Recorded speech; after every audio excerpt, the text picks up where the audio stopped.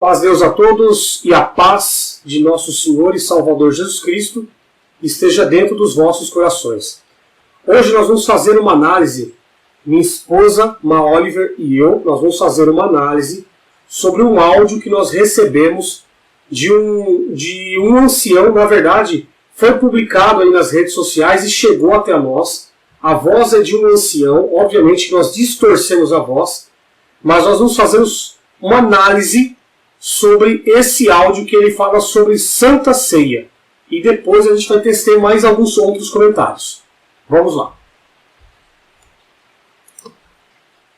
Paz de Deus a toda a nossa irmandade.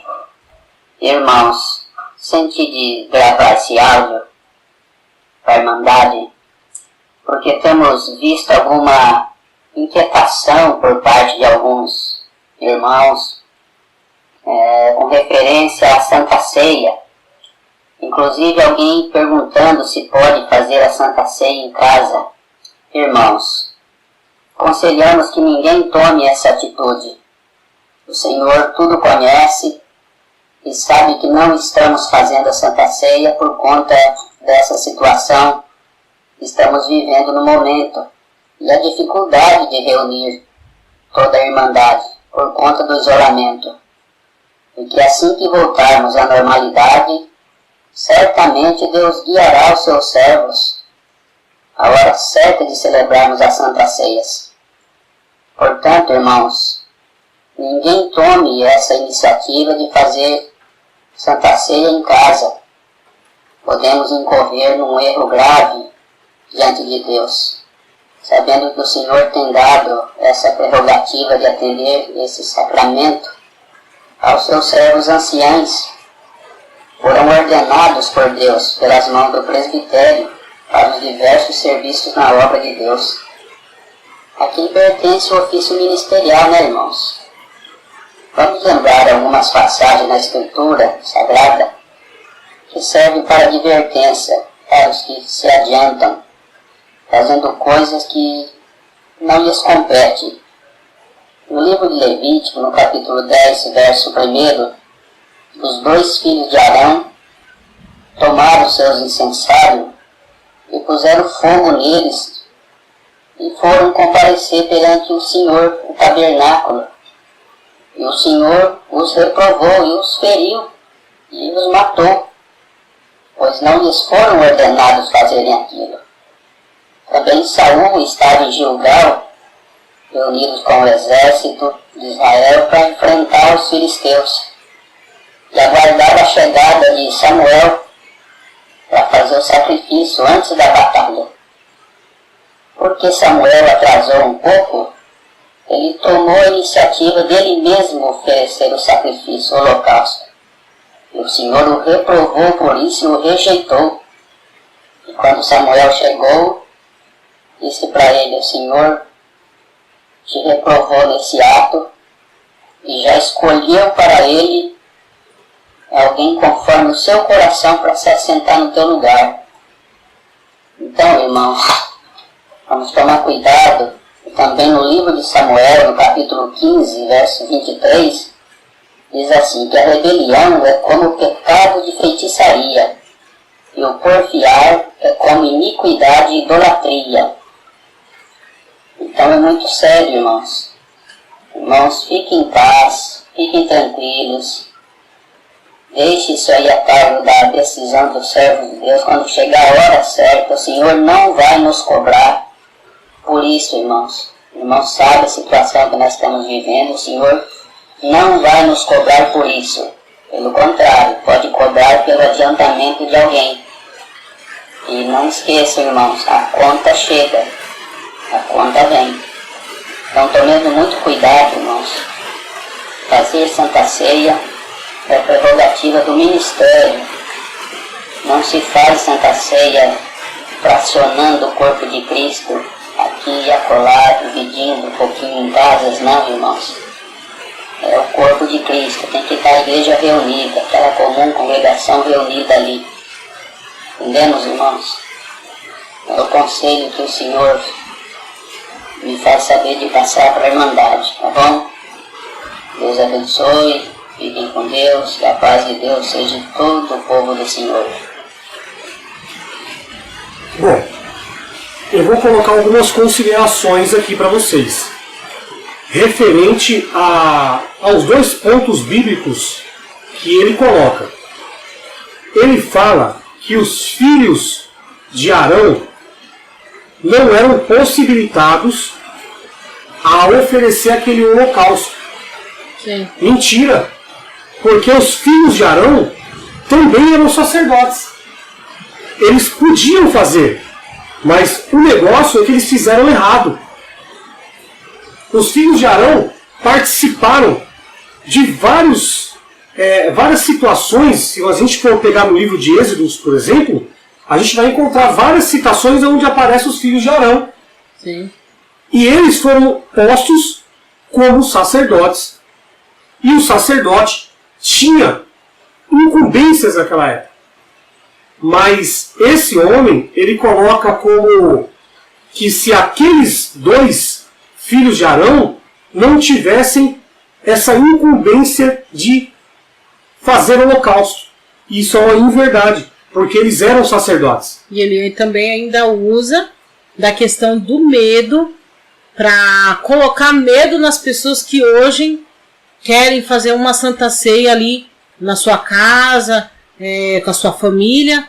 Quando ele fala que aqueles dois filhos de Arão fizeram ali uma coisa que não era para ser feito, não porque eles não tinham o direito de fazer, é porque eles fizeram de forma errada. Eles levaram um fogo profano. Diz em Levítico 10, capítulo 10, verso 1 e 2, eles levaram um fogo profano. Então, e aí o que acontece? Ele pegou e fala que Deus matou aqueles dois filhos de Arão por eles ter feito uma coisa que não eram para fazer. Se nós formos trazer isso para os dias atuais, onde todos nós temos falhas e fraquezas, se cada um de nós que errarmos numa coisa, Deus nos matar, sobrará alguém para ser levado ao reino dos céus? Fica aí a pergunta, né? Esse daí é o Velho Testamento. Essas regras que foram impostas naquela época foram regras para judeus. Não foram impostas para gentios, que somos nós, que fazemos parte da nova aliança, ao qual foi pregado pelo apóstolo Paulo. Mas nós vamos continuar. E logo em seguida, esse ancião, ele traz uma história que foi narrada na época de Samuel e Saul, onde Samuel ungiu Saul para rei, e num dado dia ele designou Saul a ir até uma cidade, salvo eu, que é Gilgal, e lá ele tinha que fazer um extermínio por completo dos amalequitas. Até criança amamentando peito deveria ser exterminada. Isso foi o Deus de Samuel que mandou fazer. Nós podemos observar que Saul, o que ele fez? Ele foi até Gilgal, fez boa parte daquilo que Samuel mandou ele fazer, só que ele levou junto com ele bois, carneiros, e levou também o rei dos amalequitas junto. Então, na verdade, Saul, ele transgrediu a palavra de Samuel, que foi ordenado por Deus, ele transgrediu por conta de ter deixado ainda pessoas vivas. O Deus de Samuel mandou exterminar a todos, até as crianças amamentando o peito. E aí, Saul, ele não seguiu tudo aquilo que o Deus de Samuel falou. E o Deus de Samuel falou para Saul que se arrependeu de ter colocado ele como rei. Logo em seguida, Saul, como nós podemos observar nas passagens aqui na Escritura, nós podemos pegar aqui, eu vou abrir para vocês, em 1 Samuel 15, nós podemos observar que Saul pediu perdão para Samuel. E Samuel não o perdoou. Samuel não quis perdão, e inclusive logo em seguida, Saul começou a ter aqueles problemas que nós sabemos. Mas para vocês observarem como que era o Deus de Samuel. E se nós também pararmos para comparar hoje com aquilo que aconteceu nesse momento, é a mesma coisa. Pois Samuel, ele era o intercessor entre o homem e Deus. Então, quando ele falava para o homem que ele estava perdoado, era como a voz de Deus perdoando aquele homem. Porque ele era o intercessor ali. Ele era o sacerdote, o que fazia ali, vamos dizer, a ponte entre o homem e Deus. Então, Samuel não deu perdão para Saul. E Saul, a partir dali, que começou a apresentar vários problemas. Que naquela época, as pessoas, por não terem o conhecimento, achavam que eram espíritos, que Samuel era atormentado por espíritos. Mas, na verdade, aquilo que Samuel tinha, hoje, com todo o conhecimento, com toda a ciência que nós temos, sabemos que aquilo ali eram problemas psicológicos. E isso acontece nos dias de hoje. Muitas pessoas já tiraram a sua vida, muitas já se jogaram em mundos difíceis, em situações difíceis, se jogaram aí, vamos dizer, no lamaçal, do mundo, por conta de achar que não tinha perdão, que Deus não o perdoava. Por quê? Porque um intercessor ali, alguém que se pôs como intercessor entre o homem e Deus, disse que aquela pessoa não tinha perdão. Então isso também aconteceu com Samuel lá atrás. Aliás, com Samuel não, com Samuel e Saul. Saul passou a ter problemas psicológicos após Samuel dizer que ele não teria perdão. E nós podemos observar que o que esse homem, esse ancião, ele quer colocar na cabeça das pessoas? Que é obrigatório você tomar a Santa Ceia com a participação de alguém do ministério. Porque eles se dizem os sacerdotes. Mas nós temos que chamar a atenção que após a crucificação, essa regra de sacerdócio, ela foi derrubada. O próprio apóstolo Paulo, ele trouxe inúmeras, se a gente pegar aos Hebreus, por exemplo, vocês vão observar lá que em inúmeros pontos consta que Jesus é o único, o sumo sacerdote, e não existe outro sacerdócio. Hebreus 3:1 está escrito: por isso, irmãos santos, participantes da vocação celestial, considerai a Jesus Cristo, apóstolo e sumo sacerdote da nossa confissão.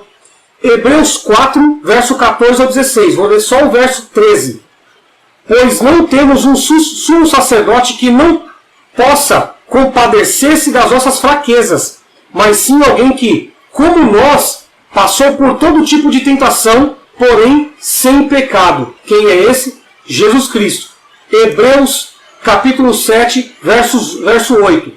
Porque mudando-se o sacerdócio, necessariamente se faz também a mudança da lei. O que está escrito aqui? Que a partir do momento que Cristo ele foi crucificado, só passa a valer o Novo Testamento a partir da morte do testador. Então Jesus Cristo, sendo morto, crucificado, passou-se a vigorar o sumo sacerdócio de Jesus Cristo. Então todas aquelas leis judaicas, que eram 613 leis, foram derrubadas pelo próprio Jesus. Então regras como, por exemplo, batismo, ceia e todas aquelas regras que não traziam libertação, cura dos pecados, esse sumo sacerdócio aqui, ele levou tudo sobre si. E ele trouxe uma nova regra: amai a Deus sobre todas as coisas e ao próximo como a ti mesmo. E lembrando bem que também, naquela época, Jesus, ele falou que ele não veio para exterminar a lei, mas para cumpri-la. Por quê? Porque ele vivia dentro do país dos judeus. Então ele tinha que andar segundo as regras dos judeus. Hoje, pegando os dias de hoje, nós, brasileiros, não podemos andar dentro das regras dos japoneses, pois nós vivemos no Brasil. Assim como os japoneses não podem andar segundo as regras dos judeus, porque eles vivem no Japão. Então, essa questão da regra do sacerdote, isso não é válido para nós, pois a nossa lei não existe mais o reconhecimento desse cargo, dessa ocupação de sacerdote. Não existe mais. E, inclusive, a própria Escritura, ela aponta, ela direciona que não existe mais o sacerdócio.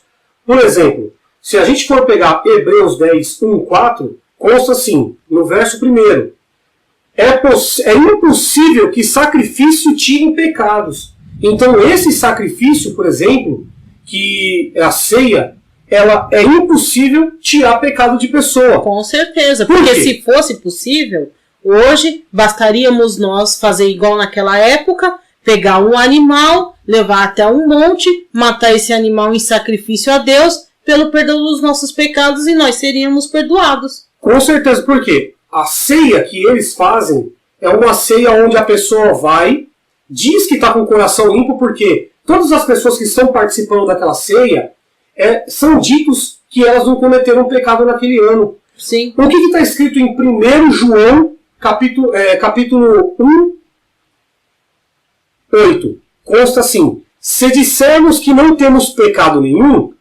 enganamo-nos a nós mesmos. Sim. E a verdade não está em nós. Então, esse trabalho que é feito dessa ceia, eles fazem para dizer que eles não têm pecado. Inclusive, eles próprios colocam: se você tiver cometido qualquer tipo de erro, venha até o microfone e peça perdão para a Irmandade. Mas automaticamente está dizendo que o povo não tem pecado. Mas pode também acontecer, pois assim, dentro da CCB, uma das coisas que muito as pessoas se asseguram que aquilo impeça ela de tomar uma Santa Ceia é não estar em paz com outra pessoa. Mas muitas das vezes, alguém não está em paz com você, mas você nem sabe. Não é verdade? Verdade. E aí, como é que você vai pedir perdão para alguém que você nem sabe que está ali chateado, está triste com você? Então, por isso que é impossível você se ajoelhar ali na ceia e dizer que você está ali totalmente limpo de mão e puro de coração, que você não tem problema com ninguém. Por quê? Porque você pode ter algum problema com alguém, porém você não sabe, porque aquela pessoa não te demonstrou, aquela pessoa não te contou que está triste com você. É por isso que é impossível você dizer que você está ali totalmente sem nenhum pecado. Então, até reforçando que Jesus ele abrogou a lei de Moisés. Onde foi? Hebreus 7, 18 e 19 consta assim: porque o precedente mandamento é abrogado por causa da sua fraqueza e inutilidade. Então ele já está dizendo aqui que a lei de Moisés era fraca para perdoar pessoas. E inclusive criava de si mais dissensão. Né? Logo em seguida, no verso 19: pois a lei nenhuma coisa aperfeiçoou, e desta sorte é introduzida uma melhor esperança pela qual chegamos a Deus, que significa o sumo sacerdócio do nosso Senhor e Salvador Jesus Cristo. Então, nós estamos trazendo esses pontos bíblicos. Por quê? Porque esse homem ancião aqui, que ele se diz ancião, ele coloca para o povo que é obrigatório você tomar a ceia das mãos de um ancião. Mas nós estamos colocando aqui que esse sacerdócio, aonde você só se achega a Deus por intermédio de um ancião, ele foi abrogado dentro das leis de Moisés. Não existe mais essa regra, porque isso era uma liturgia judaica. Novamente reforçando, já fiz alguns vídeos anteriores, tem até um vídeo que eu coloquei na playlist sobre Santa Ceia. Sim. E lá eu deixo muito claro que a ceia, essa ceia que foi feita lá na época de Jesus, o Nazareno, né? Essa ceia ela foi feita, na verdade, foi uma reunião dentro de uma sala, de um cenáculo, aonde eles se reuniram simplesmente para comer, para ceiar. Era uma janta.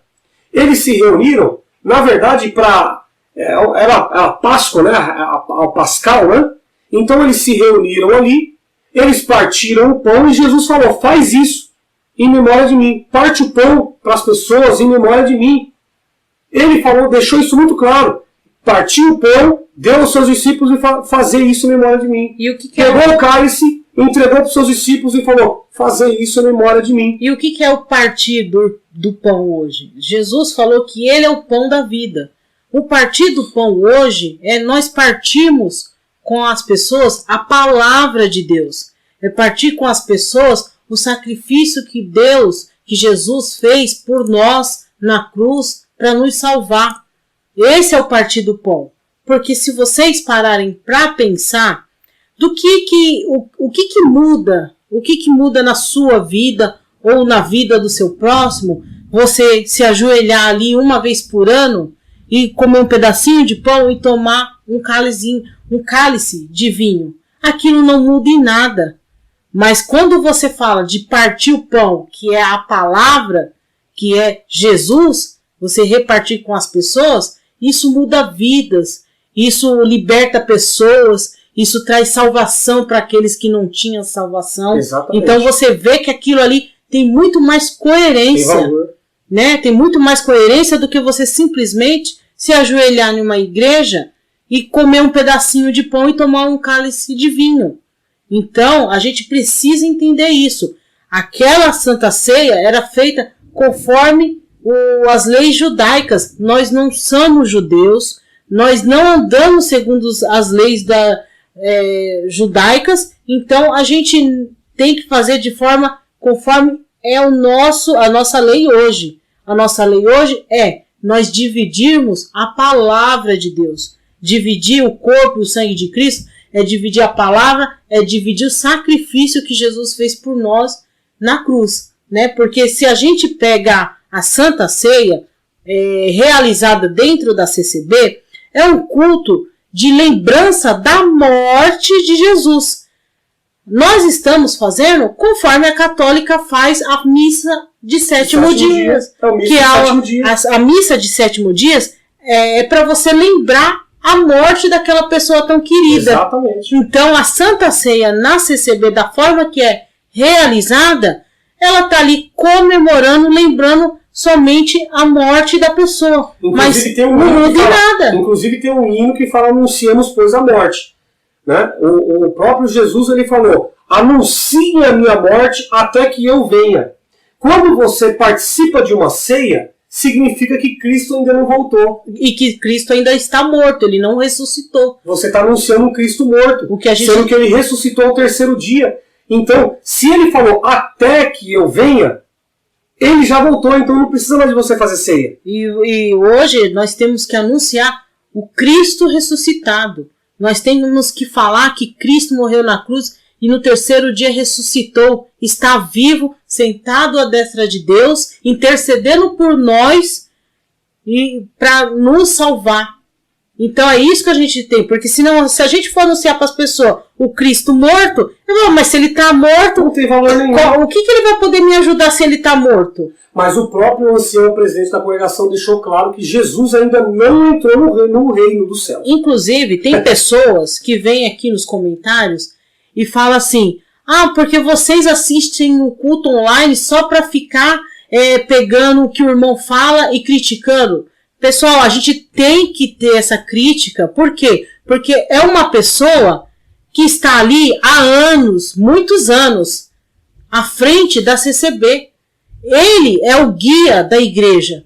Se ele não sabe por onde anda, como que nós vamos saber que nós estamos no caminho certo? Se eu olho para quem está guiando e vejo que quem está guiando está andando errado, então por qual caminho estão andando? Então eu não posso pegar simplesmente, tampar os meus olhos e deixar que qualquer um pegue na minha mão e me leve por qualquer caminho.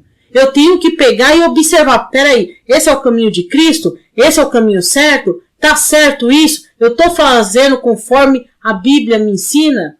E quando fala conforme a Bíblia me ensina, não é para você seguir à risca ali o que está escrito. Porque se a gente fosse somente para ler e imitar aquilo que está na Bíblia, homens poderiam ter 2 mulheres, outras poderiam ser prostitutas, porque na Bíblia tinha muitas prostitutas, e que não foram condenadas por Jesus Cristo. Então você poderia hoje também ser uma, né? Se fosse assim, se fosse seguir a risca. Então, quando fala lá de sacerdote, então qualquer homem crente, batizado, poderia se intitular sacerdote. Opa, Deus me chamou, Deus me escolheu para servir a Ele, a partir de hoje eu vou ser um sacerdote. Só que a Bíblia, ela diz para nós que nós todos somos reis e sacerdotes. Sabe por que nós somos reis e sacerdotes? Porque a gente não precisa de ninguém intercedendo por nós. Apocalipse 1, verso 6. Quem intercede por nós é Jesus Cristo, não o ancião. Então, quando ele se coloca ali como sacerdote, como o único que pode celebrar a Santa Ceia por nós, ele está tomando um lugar de intercessor de Jesus Cristo. Intercessor. Ele rouba a glória de Jesus Cristo, ele diz que Jesus Cristo está morto, ele já deixa claro ali praticamente que a salvação é pelas obras, é pela oferta, é pela tradição, e não pela graça. Né? Isso é muito claro. E, inclusive, até abrindo aspas aqui, que a gente tinha comentado antes sobre a questão. Então, para você saber que um sacerdote é um sacerdote, fala aquela frase que você falou. Sim, do profeta, do sacerdote. Eu, particularmente, eu vejo da seguinte forma, é a minha interpretação, porque Deus fala que a gente devemos examinar as escrituras e retenho bem. Então, eu examino as escrituras e eu retenho aquilo da forma que eu entendo. Eu acredito que se eu estiver equivocada, o próprio Deus vai me iluminar e uma hora eu vou entender melhor se eu estiver errada nisso. Mas o sacerdote, o que fazia ser reconhecido? Quem era o sacerdote? Era aquela pessoa que entrava no templo para orar pelas pessoas, para pedir perdão a Deus pelas pessoas. Então as pessoas já sabiam quem era o sacerdote, porque ele era o único que podia entrar na presença de Deus, era o único que podia falar com Deus diretamente. Entendeu? Assim é a minha visão. Mas hoje nós podemos falar diretamente com Deus. Hoje nós não precisamos de ninguém ir até Deus pedir perdão por nós. Nós mesmos podemos ajoelhar e pedir perdão por alguma coisa que nós nos sentimos ali acusados. Então, por isso que Jesus diz que todos nós somos reis e sacerdotes. E aí entra uma questão, aí você reconhece o profeta pelo cumprimento da profecia. Sim, o profeta também, ele é visto porque quando fala assim, fulano é profeta, por quê? Porque ele apregoou alguma coisa que ele não sabia e se cumpriu. Então ali a gente subentende que aquele é um profeta, é uma pessoa a qual Deus mostra as coisas para ele e cumpre. E como é que você reconhece um ancianato que veio depois dos discípulos? Simplesmente porque foi levantado diante de um microfone e foi falado que ele era o escolhido. Mas eu não vi o momento que ele foi escolhido, eu não vi como é que foi feita a unção dele ali para aquilo ali, eu não vi Deus se manifestar, porque muitos falam assim, que quando o ancião é orado e ele é revelado, é confirmado por Deus, há-se ali uma manifestação de Deus. Mas eu nunca vi. Você já participou de alguma reunião para a escolha de algum ancião ou cooperador? Como que você pode garantir que aquela pessoa foi escolhida por Deus? Eu não tenho como. Existem alguns relatos que a escolha para um ancião, existem alguns requisitos que você precisa preencher. E, inclusive, nós sabemos de um desses requisitos que é sendo com a promessa do Espírito Santo, que não tem embasamento nenhum. Promessa do Espírito Santo nunca foi falar em línguas. E, inclusive, hoje, se nós pegarmos a situação hoje, não é novidade para nós críticos e muito menos para quem é da CCB, que tem muitas pessoas que foram levantadas para o ministério, para ali o suposto sacerdócio, por amizade, porque eram pessoas de boas condições, eram pessoas que representavam bem ali o nome CCB. Então, empresários, amigos, como é que eu posso dizer que aquela pessoa foi levantada por Deus? Tem inúmeros irmãos que já saíram da CCB, que eram do ministério e que já fez vídeo, já falou que muitos ali foram escolhidos por amizade, nomes que foi posto ali de última hora. Por quê? Porque os nomes que levaram eram nomes que não agradaram ali a cúpula. Então eles introduziram o nome de alguém mais conhecido, mais amigo, e aquele nome foi aprovado. Inclusive no canal do Tilisca, ele fala muito disso, porque ele ocupou cargo dentro da CCB e ele viu isso de perto acontecer. Ele é testemunha ocular. Inclusive nós temos relatos de pessoas onde fala que na década de 80 existia muita compra de ministério, né? Sim, então, sim. É grave isso. Agora, vamos analisar lá atrás, no início dessa santa obra que é a congregação, que vocês falam que é a santa obra, né? Começou por um cara que era da presbiteriana, ele foi ancião da presbiteriana, e o ancião da presbiteriana foi lá e batizou.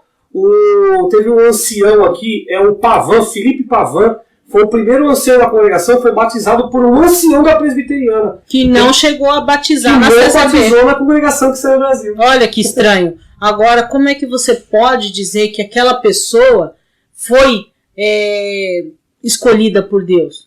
Não tem como você saber. E como é que você vai considerar o franciscano como irmão, sendo que no tópico do ensinamento consta que não são considerados nossos irmãos aqueles que não se batizam no nosso meio? Pois é, então o próprio fundador da CCB não era o nosso irmão. Na verdade, eu considero ele irmão porque todo aquele filho de Deus é meu irmão também. Pois eu me considero filho de Deus, filha de Deus. Então, mas a CCB, ela acha que só filhos de Deus são os batizados dentro da CCB. Então, eu tenho dó das pessoas que existiram antes da CCB ser criada. Essas pessoas todas vão para o inferno, não tiveram nem oportunidade de se salvar. Segundo o relato da congregação, que consta que a graça maravilhosa apareceu a partir de 1910, essa graça estava oculta, chegou, e uma meia dúzia ali de italianos, bonitos por sinais, que eles falam, o presidente da congregação fala que é um povo bonito. Que é um povo bonito, são grandes empresários. Agraciou os italianos e esparramou pelo meio dos gentios que são os brasileiros. Essa é a graça maravilhosa, né? Mas, continuando aqui, esse ancião, ele coloca medo nas pessoas. Quando ele começa a falar com essa voz tenebrosa... E outra, vamos ser aqui sincero com vocês. Eu não vou ter agora para colocar aqui o print desse comentário, mas se eu achar, no próximo vídeo nós trazemos esse comentário ou fixamos ele lá no topo deste vídeo. O que acontece? Alguém veio até os nossos vídeos e comentou que na sua região, um determinado irmão, ele achou por bem fazer uma santa ceia ali para as pessoas. Eu acredito que deve ser uma irmandade de poucas pessoas, não deve ser de muitas. Ele resolveu fazer a santa ceia para eles. E ele fez a santa ceia ali. E depois essa notícia acabou espalhando. E falou que até um ancião entrou em contato e falou que tanto ele quanto todos aqueles que participaram da santa ceia eram pecadores. Olha que coisa. Condenou uma igreja inteira porque eles tomaram uma santa ceia sozinhos. Inclusive, nesse áudio, o ancião ele fala que a gente não pode fracionar o corpo de Cristo. Primeiramente, a CCB, quando ela realiza a santa ceia, cada semana é uma igreja diferente. Eu não estou mentindo aqui. Tomei 30 anos de santa ceia lá, eu acredito que eu sei do que eu estou falando. Então, não me chame de mentirosos. Mentirosos são vocês que não podem provar o que vocês falam. Então, o que acontece? Eles pegam e faz cada um por semana. Então, isso quer dizer que eles também fracionam o corpo de Cristo. Porque se eu hoje tomo a Santa Ceia e participo do corpo de Cristo hoje, outra igreja só vai participar daqui a uma semana. Então, foi fracionado da mesma forma. Mas e sem dizer que se ele fala que não pode ser fracionado, então deveria ser a Santa Ceia simultaneamente no mundo inteiro. No Brasil, no mundo inteiro. E não tem como. Até por conta de fusos horários. E porque não vai ter como fazer tudo ao mesmo tempo ali, no mesmo horário. Mas esse ancião, o que ele faz? ele coloca na cabeça das pessoas que a partir do momento que você toma na tua casa, você está fracionando o corpo de Cristo. Mas eles fazem uma ceia aqui nessa igreja, fazem uma ceia na outra igreja, fazem uma ceia... Isso num dia, depois no outro, então eles estão fracionando o corpo de Cristo. E sem dizer... Certo? Mas só pelo fato de você não tomar dentro do templo, você está fracionando o corpo de Cristo. Não, e sem dizer que também é o seguinte, quando Jesus falou, repartir isto, que é o meu corpo, repartir é fracionar também, é dividir, é o que eu entendo, que fracionar, se eu pego ali, vou pegar aqui uma medida, uma xícara de açúcar e vou fracionar em colheres, eu estou dividindo. Se o próprio Cristo falou para nós pegarmos o pão e repartirmos em memória dele, ele ali estava repartindo, ele estava fracionando. Então, fracionar e dividir significa a mesma coisa. Agora, esse ancião está totalmente errado na parte litúrgica dele, que ele fala que tem que ser feito dentro do templo e com os sacerdotes que são eles. Porque Jesus ele fez a ceia dentro de um cenáculo. Lucas 22:12, então ele vos mostrará um grande cenáculo mobiliado, aí fazer preparativos. Cenáculo que simplesmente é uma sala. Ele fazia. Por que ele fez dentro do cenáculo? Porque ele foi expulso da igreja. Jesus, ele foi expulso da igreja. Esse povo aí, que gostam de fazer liturgia judaica, gostam de fazer batismo, santa ceia, gostam de fazer busca de dons, eles gostam de falar que a graça é maravilhosa, eles gostam de falar que nem teve um vídeo hoje de manhã que o cara falou assim, nós vamos comemorar 4,5 milhões de crentes batizados na congregação, todas as igrejas são falsas, nós somos a igreja verdadeira. Então, vocês gostam disso, vocês gostam de glória, de fama, mas Jesus foi expulso do meio de vocês. Gosta de ouvir o que o seu ego gosta de ouvir. Claro. Vocês querem ouvir o que o seu ego pede. A orquestra Guinness Book, isso é mentira, porque no Guinness Book, vocês entraram no site, lá não consta isso. Mas em Lucas, capítulo 4, 28 a 30, consta assim, e todos na sinagoga, ouvindo essas coisas, se encheram de ira, porque Jesus ele se levantou e falou umas verdades lá. Logo em seguida ele falou, e levantando-se, o expulsaram da cidade. Não expulsaram ele nem do templo, expulsaram ele direto fora do templo da cidade. E o levaram até o cume do monte, até que a cidade deles estava edificada para dali o precipitarem. O que vocês iam fazer lá? Jogar Jesus Cristo lá de cima. Ia precipitar ele. Mas com elegância, sabe o que Jesus fez? Ele fez o seguinte, ele, porém, passando pelo meio deles, retirou-se. Porque quando eu falo vocês, é o povo que gosta do judaísmo, o povo que ama uma ceia, o povo que ama um batismo, o povo que ama a graça maravilhosa, ama o templo, ama o ancião. Vocês amam o ancião, a ponto de não ver erro nele.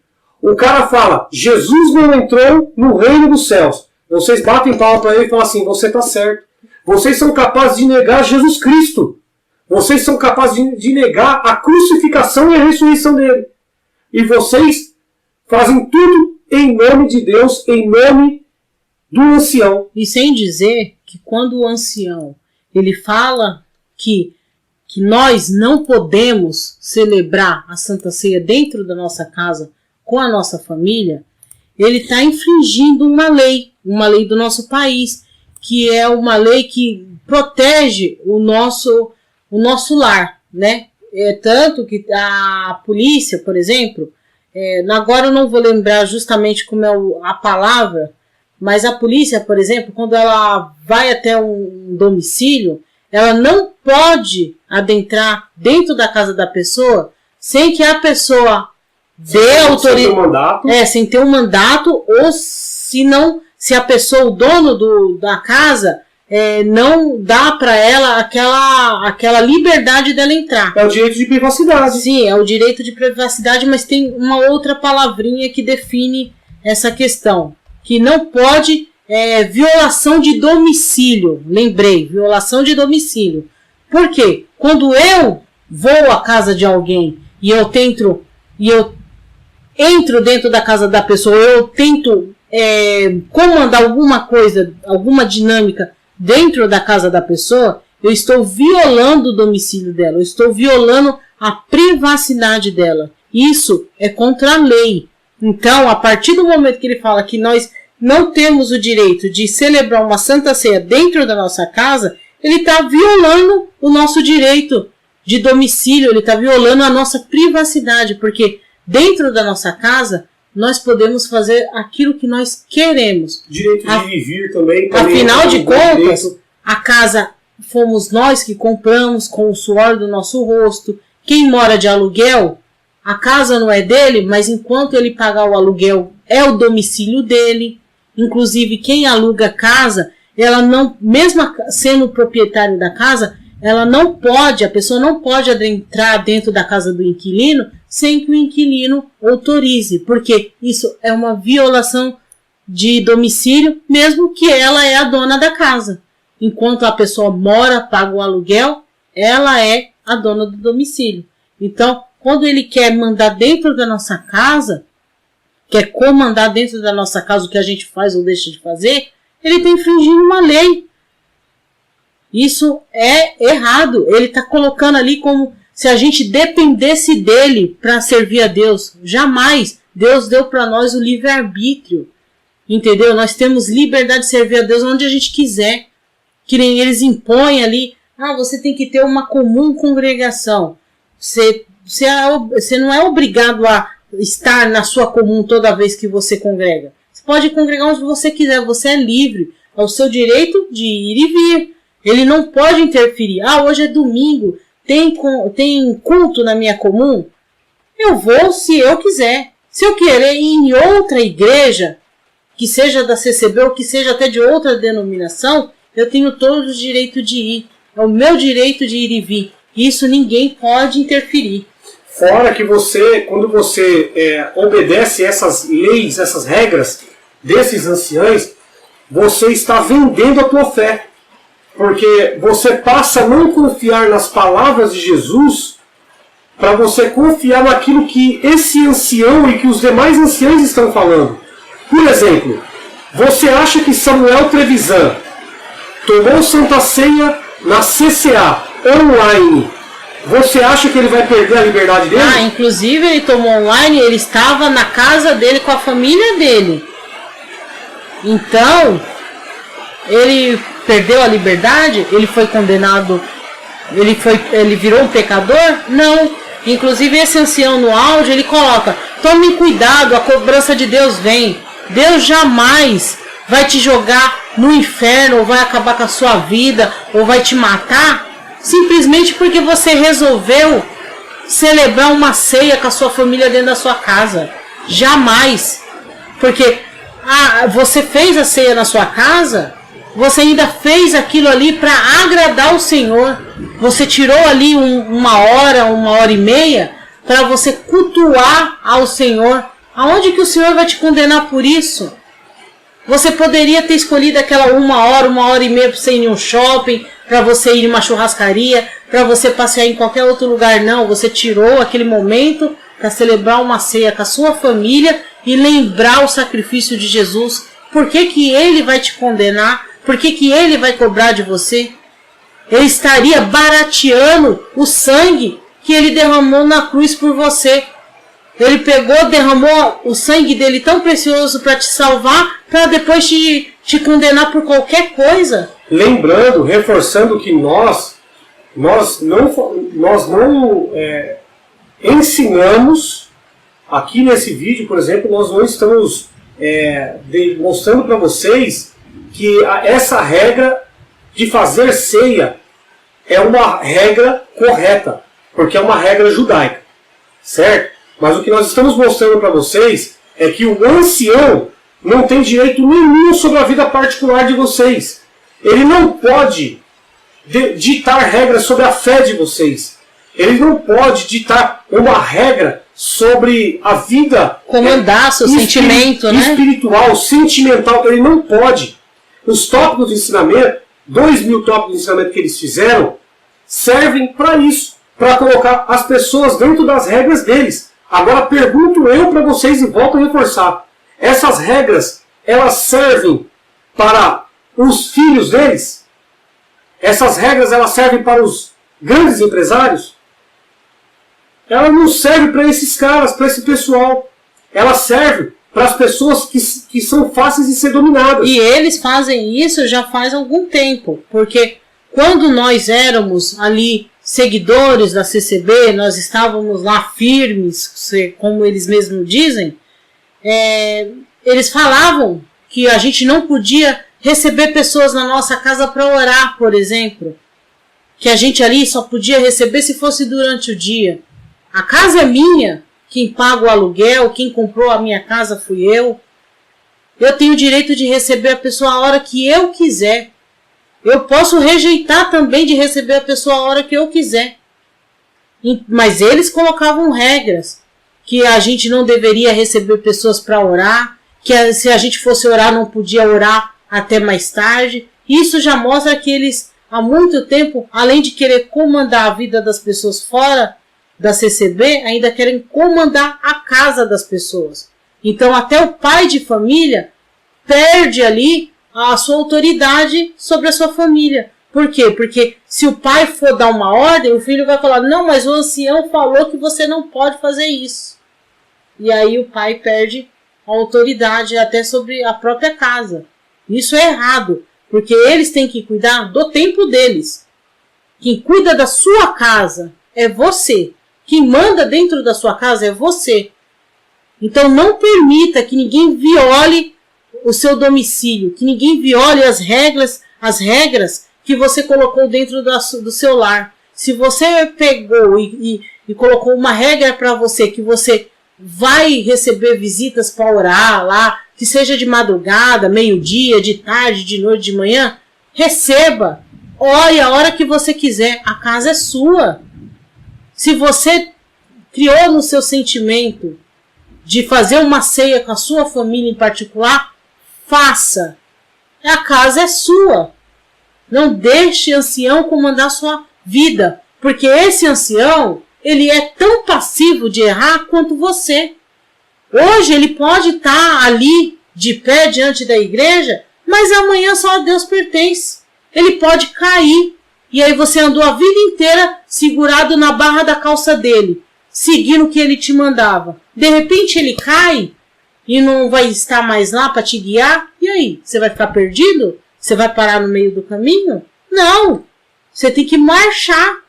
E aí é Jesus que você tem que seguir, não o ancião. E outro detalhe, tudo que é feito dentro da congregação, o final de tudo, sempre é dinheiro. Com certeza. Observem uma coisa. Se você vai testemunhar, você vai falar de uma obra que aconteceu na tua vida. Você vai falar que Deus fez uma obra. Aonde foi que Deus fez uma obra? Dentro da congregação. No meio do povo da congregação. Quem está ouvindo você que não é batizado, ele vai entender assim, aqui faz milagre. Vou me batizar. A grande maioria batiza por conta de testemunhos. Sim. E esses testemunhos, ele é uma venda da placa da igreja. Você está fazendo marketing da congregação. Você não está fazendo marketing de Jesus. Você está vendendo a marca CCB. Você está servindo de uma peça para que eles possam ter um próximo coleteiro na igreja. É igual quem faz esse trabalho, por exemplo, é a empresa Reclame Aqui, por exemplo. Ela faz esse tipo de trabalho. Você vai até uma loja, se você for bem atendido, eles te convidam a fazer uma pesquisa ali, responder uma pesquisa, onde muitas pessoas vão decidir em comprar naquela loja por intermédio da sua avaliação positiva. Mas se você for lá e for destratado, e você colocar lá uma avaliação negativa, muitas pessoas vão deixar de comprar naquela loja por conta da sua avaliação negativa. Então, quando você vai na CCB, que todo mundo conta coisas maravilhosas, coisas lindas, positivas. São avaliações positivas que vai te induzir a ficar naquele lugar, a comprar naquele lugar, a estar ali, a coletar, a fazer tudo o que for ali imposto para você fazer e participar. Então, é isso. É o mesmo trabalho. É marketing o nome disso. É por isso que eles fecham tudo isso nas mãos do sacerdote. Por quê? Por exemplo, você pode atender culto dentro da tua casa? Sozinho? Você não pode. Tem que ter um sacerdote para atender. Porque se não tiver um sacerdote para atender, não foi legalizado. Eles chamam de clandestino. Só que isso é errado, porque Jesus falou que aonde estiver, não importa onde, mas aonde estiver 1, 2 ou 3 reunidos em nome dele, ele ali estaria. Então, se você está na sua casa e está um grupo de irmãos ali, de irmãs, enfim, está a sua família ali, e você sentir de abrir um culto ali em nome do Senhor Jesus, ele ali se faz presente. Então, é simples. O final de todo o processo que acontece na congregação, o final dele é dinheiro. Entende? E sabe qual é o maior medo da CCB? Esse é o maior medo da CCB. Isso é o maior medo da CCB, é o maior medo das maiores empresas, das grandes empresas, porque isso faz parte do marketing. A CCB é uma empresa. A partir do momento que se tem o CNPJ, é uma empresa. O que acontece? O medo dela é você se tornar independente. É você conseguir realizar a sua Santa Ceia, você conseguir falar com Deus, Deus conseguir fazer obra na sua vida, independente de você ir no templo. E aí, quando você perceber que você não depende do ancião intercedendo por você, que você não depende deles para tomar sua Santa Ceia, para servir a Deus, para agradar a Deus, para falar com Deus, automaticamente eles perdem a fidelidade do cliente. Eles perdem a sua fidelidade com o templo. E aí é uma pessoa menos lá para adorá-los, é uma pessoa menos para coletar, é uma pessoa menos para trabalhar na suposta obra maravilhosa. Entendeu? Então, esse é o medo deles. É por isso, então, só para finalizar e para corroborar com aquilo que você está falando, e juntar também com o áudio desse rapaz. Com certeza. Podemos observar que esse rapaz, o que ele faz? Ele pega o Velho Testamento, a lei judaica, ele pega uma situação onde ele fala que Deus tirou a vida, está escrito na Bíblia inclusive, que Deus tirou a vida de dois jovens que já eram sacerdotes só porque eles entregaram uma oferta errada, de uma forma errada, só que lá nesse ponto não está falando de Santa Ceia. É uma parte bíblica que não fala de Santa Ceia, fala de um erro ali na oferta do sacerdote, né? Ali eles fizeram um erro ali ao fazer a oferta lá para Deus e eles receberam ali um suposto castigo pelo aquele erro. Esse ancião poderia ter pego esse ponto bíblico para eles, porque eles se intitulam como sacerdotes, né? Mas ele não pega para ele fala, não, são dois jovens que fizeram coisa errada. Mas ele não fala que foi sacerdote, ele erra. Sim, porque se ele reconhecesse que aqueles dois eram sacerdote, automaticamente isso aplicaria a eles também. Isso mostraria que eles, como sacerdotes, também estão ali supostos a erros. Eles também estão ali a errar. Então, eles não querem isso. Eles querem que vocês enxerguem eles como pessoas totalmente livres de pecado, santas e que não erram em nada. Mas se a gente for observar pelos cultos online, as coisas erradas que é falada, como dizer que Jesus não entrou no templo, não entrou no céu, sendo que na Bíblia inúmeras passagens comprova o contrário, a gente já percebe aí que eles são passíveis de erro, sim. Não só passíveis de erro, nós temos a Genbit aí, a 010, fala? Era 010. 010, que são criptomoedas. Nós temos esse caso aí, que é 49 mil pessoas que são da congregação, que estão metidos nesse meio, que está rolando a investigação. Nós temos casos aí de Polícia Federal, nós temos casos aí de Lava Jato. Nós temos algumas situações com anciães da congregação cristã no Brasil. E isso tudo são erros, são coisas que foram feitas pelos sacerdotes. Isso mesmo. Então, vamos se atentar. Os maiores erros foram praticados por aqueles que são intitulados sacerdotes. Inclusive, só para finalizar também... Tem também uma coisa que eu vou trazer inédita aqui, inclusive foi deixado aqui, não sei se é verdade, mas já fica aí, se for verdade aparecer, é sobre... foi falado para nós que eles estão estudando fazer 2 santas ceias para compensar a do ano passado. Então talvez aí vocês ganhem uma dobradinha nesse ano. Dobradinha judaica. Então aí no final ele coloca aí uma passagem também de Samuel, ao qual não fala também de Santa Ceia, fala simplesmente do juiz Samuel que não deu perdão para Saul. O Saul errou? Saul errou, mas ele pediu perdão. E Samuel foi lá e julgou Saul, falou, não quer, Deus não quer mais saber de você.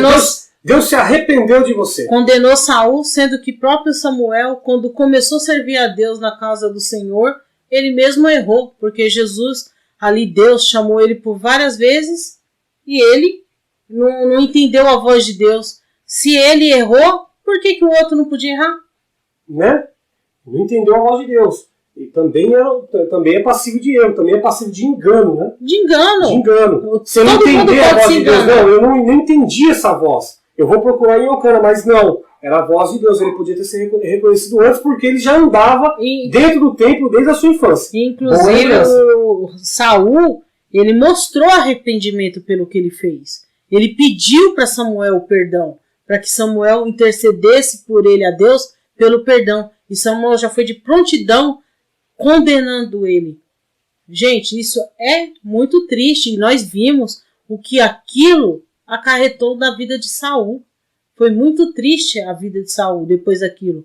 Ficou ali com vários problemas, onde muita gente falou que ele estava atormentado por espíritos.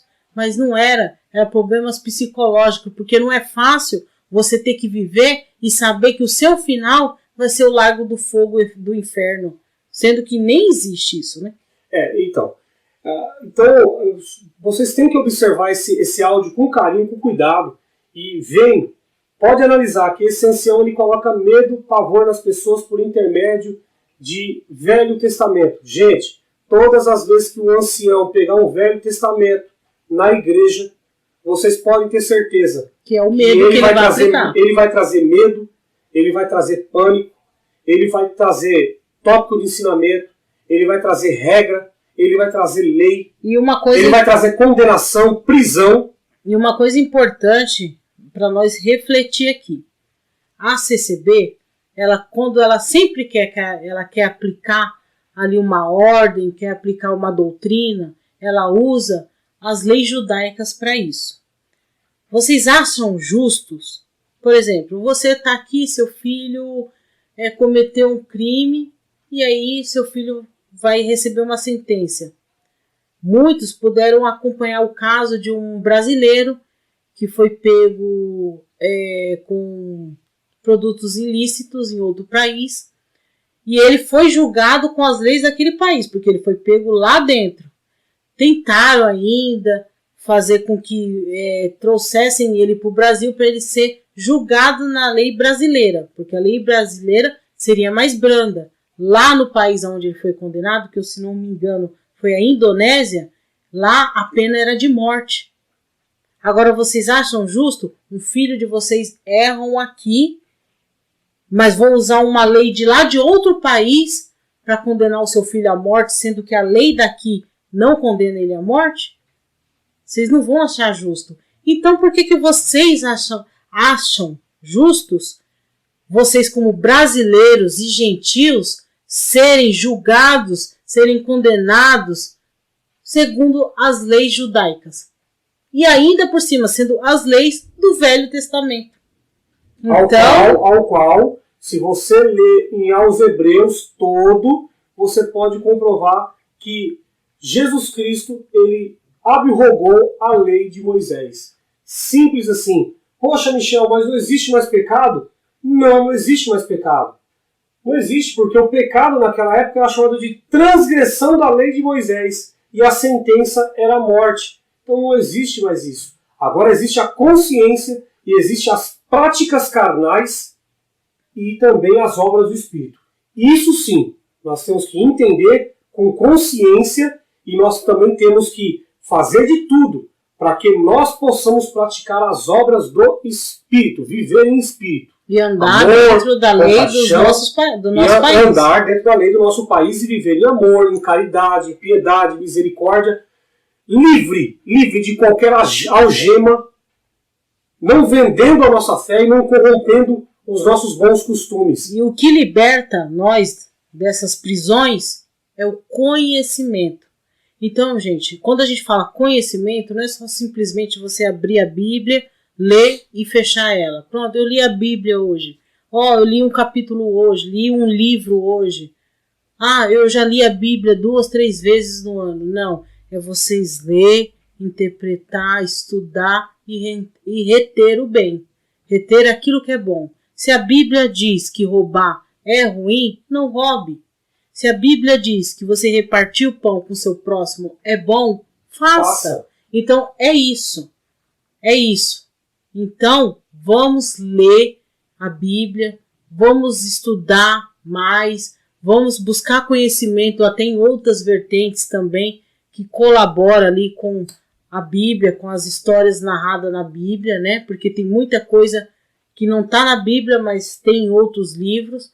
Vamos absorver todo o conhecimento possível. Enquanto mais conhecimento, mais livre das prisões nós vamos estar. E fora disso, também eu quero acrescentar que nós também devemos, sim, estudar em escolas, em faculdades, fazer curso, aprimorar nossos estudos, não só em questão de Bíblia, mas questão profissional. Sim, esse é um caminho, né? Ali já é um caminho. Quando eu falo conhecimento, não é só na questão bíblica, é o conhecimento no geral. No geral, até nós que somos donas de casa, muitas das vezes a gente tem uma roupa ali que está com uma mancha difícil, às vezes um conhecimento a mais que a gente tem sobre produtos, sobre misturas, a gente consegue tirar aquela mancha. Aquilo não é mais um problema para nós. A gente se vê livre daquele problema, às vezes com um pouquinho mais de conhecimento. Então, a gente precisa ter conhecimento, um vasto conhecimento em todas as áreas, em todas elas. Quanto mais conhecimento, melhor é. E quando entrar numa empresa, por exemplo, procura sempre estar do lado do seu patrão. Procura entender como é que é feito todos os processos. Estude sobre aquela empresa, estude sobre o que você está fazendo. Faça cursos, faça faculdade. Não tenha medo de ser feliz. Se joga para a vida. Vai viver uma vida que vale a pena de ser contada. Porque não adianta nada você ficar batendo a vida inteira dentro de uma igreja onde esses caras ficam comandando vocês. O cara pega 2 pontos da Bíblia e fala que você não pode fazer nada na tua própria casa. E você vai acreditar nisso de prontidão? Não. Estude, busque informação, leia, entenda por você mesmo. Peça para Deus abrir o seu entendimento, que Deus vai te ajudar e você vai compreender o que é certo e o que é errado segundo a luz de Deus e não segundo a luz que o ancião quis apontar para você ver. Esse cara, ele quer manobrar a tua vida. Esse cara, ele quer ter você para ele. Por quê? Porque ele não gosta de você. Tanto que ele não foi te visitar na pandemia. Ele não foi orar na tua casa, ou ele não foi fazer uma unção, nem pelos teus amigos. Até os amigos dele morreram da pandemia.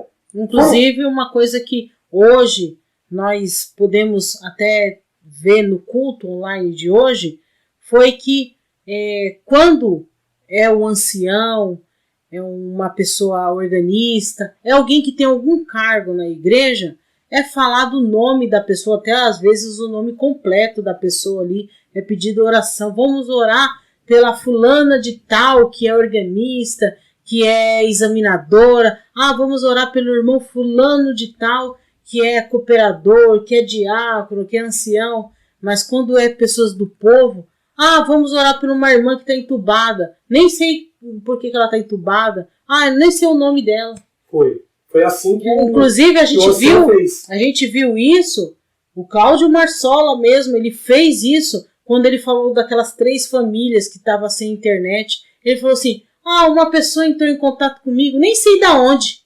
Nem sei de qual região. Pessoal, eu acho que um líder, quando alguém procura você para falar uma situação, ele está ali te pedindo ajuda. A sua obrigação como líder é você pegar e falar, vem cá, de qual região você é? Qual é a sua comum congregação? Olha, quem é o cooperador, o ancião da sua comum congregação? Isso é ser líder. Vou entrar em contato com eles e vou ver no que nós podemos ajudá-los. Naquilo que nós podemos fazer por essas 3 famílias. Não, ele simplesmente falou, alguém entrou em contato comigo, nem sei de onde que é, mas falou aí que tinha 3 famílias que estavam sem assistir o culto. No meio da multidão dessa. No meio de uma multidão dessa, o que é 3 famílias? Para ele não é nada mesmo, mas para Deus é muita coisa. É muita coisa. Então, o que acontece? Mas quando foi para ir lá na Itália receber a igreja que foi doada para a congregação, ele falou nomes e sobrenomes, contou a história da família e falou e fez vídeo. Ele foi lá pessoalmente em plena pandemia. Com a idade que ele tem, ele deveria estar fazendo quarentena. Eles são o próprio mau exemplo. O governador, o presidente, os prefeitos tá aí. Fique em casa, principalmente os idosos. Ele, durante toda a pandemia, ele, além de não parar dentro de casa, ainda ficou viajando. E outra, tivemos inúmeras fotos aí dele na internet, sempre sem máscara, né? Então, ele foi o maior mau exemplo que a gente pôde ter de liderança. Ele foi o maior mau exemplo. Então, uma pessoa que não é um bom exemplo, ela também não pode ali dar nenhum bom conselho, ao meu ver, né? Então, eu quero agradecer a todos vocês que ficaram conosco até o final desse vídeo. Eu quero agradecer a todos os inscritos, os novos inscritos, e até você que não se inscreveu ainda, se inscreva nesse canal. Compartilhe esse vídeo nas suas redes sociais, Facebook, Instagram, WhatsApp, entre outros, para que essa palavra ela possa chegar para a maioria de pessoas possíveis e que as pessoas possam se libertar, não do templo, mas se libertar das heresias, dessas incongruências, né? Possam se libertar dessas falácias, das amarras, né? Das amarras, dessa podridão que esse ancião falou aqui, que você não pode fazer um negócio dentro da tua casa, a sua fé. Você não pode exercer a sua fé. Você não pode exercer, você está na Constituição, você não pode exercer a sua própria fé dentro da tua própria casa. E esse cara, ele fala que você não pode, por quê? Porque tem que ter um sacerdote lá dentro. Tem que ter um sacerdote. Você precisa comer da boca das mãos de um ancião e você precisa se ajoelhar diante deles. Porque se você não se ajoelhar diante deles, você não é digno de ser filho da congregação, não é filho de Deus. Porque na Bíblia não consta nada sobre se ajoelhar diante de um ancião. Então, quem quer fazer suas considerações finais? Eu quero agradecer mais um vídeo. Quero também deixar aqui para vocês, muitas pessoas vêm aqui nos comentários, deixam seus agradecimentos, que está gostando muito dos nossos vídeos. E é por isso que eu continuo vindo aqui e participando dos vídeos, porque o nosso intuito é levar informação para vocês. E as pessoas que não gostam da minha presença aqui, muitos até xingaram, eu só lamento por vocês. A internet ela é ampla, o YouTube ele é amplo. Se você não gosta do nosso vídeo, se você não gosta da nossa conversa aqui, vá fazer um curso de culinária, vá aprender a fazer uma pintura, vá aprender uma costura, vá se ocupar de alguma coisa, mas não ocupe o seu tempo nos xingando, porque enquanto mais você xinga, é igual massa de bolo, enquanto mais bate, mais cresce. Então, infelizmente, eu continuarei aqui para alegrias daqueles que gostam de nós e para tristeza daqueles que não nos suportam, tá bom? Um beijinho para vocês, sejam felizes, sabe? Em vez de ficar xingando aqui nos comentários, bata um bolo, coma um bolinho com a sua família com um cafezinho, que você vai se sentir bem melhor. Porque nós estamos muito bem aqui. É isso aí, pessoal. Deus abençoe a cada um. A paz de Deus com todos. Amém. Até o próximo vídeo.